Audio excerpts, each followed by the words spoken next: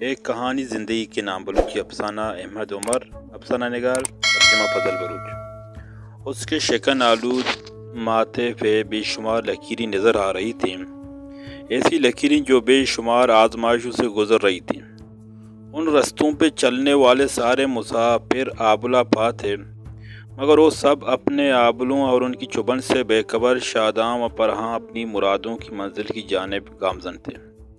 پوتے نے پہلا سپا پلٹ کر دادا کی طرف دیکھا اور اسے مخاطب کر کے پوچھا، دادا، آپ کے خیال میں یہ کیسے راستے ہیں جو آزمائشوں رہیں مگر ان پر چلنے والے مسافر اپنے پیروں کے چالوں کے باوجود خوش دکھائی دے رہے ہیں؟ ان کی کیسی منزل ہوگی جس کی جانب وہ خوشی خوشی گامزن ہیں؟ دادا نے اس کی طرف دیکھ کر کہا، بیٹا، یہ سچائی کے راستے کے مسافر ہیں، یعنی اپنے پیروں کے چالوں کی کوئی فکر نہیں۔ یہ ایک ایسی منزل کی تلاش میں نکلے ہیں جہاں پہنچ کر زمین، آسمان، سورج، چاند اور ستارے سمیت ہر چیز ان کی اپنی ہوگی۔ دادا، اگلا سپا پڑھوں؟ پوتے نے دادے کی طرف دیکھا۔ انہوں نے اسبات میں سر ہلایا اور پوتے نے ورق الٹا۔ دادا کی سرخ آنکھوں میں صدیوں کا انتظار ٹھہرا ہوا تھا۔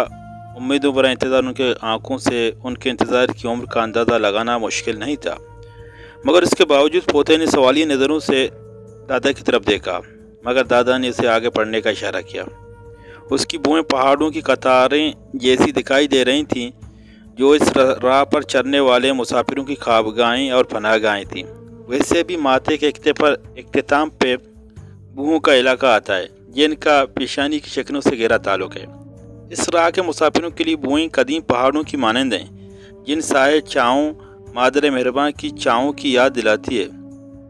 دادا، بابل نے ایک مرتبہ پھر اپنے دادا کو مخاطب کرنا چاہا، مگر انہوں نے آنکھوں کے اشارے سے انہیں مزید آگے پڑھنے کو کہا اور اس نے سپا پلٹا۔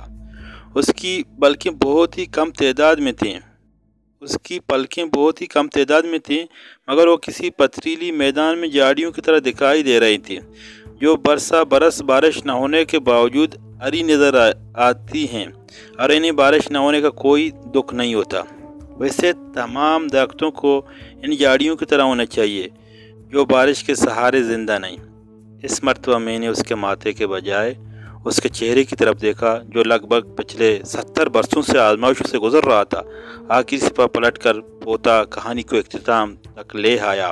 مجھے ایسا محسوس ہو رہا تھا کہ میرے پوتے نے بھی میری عمر کا اندازہ لگایا ہے۔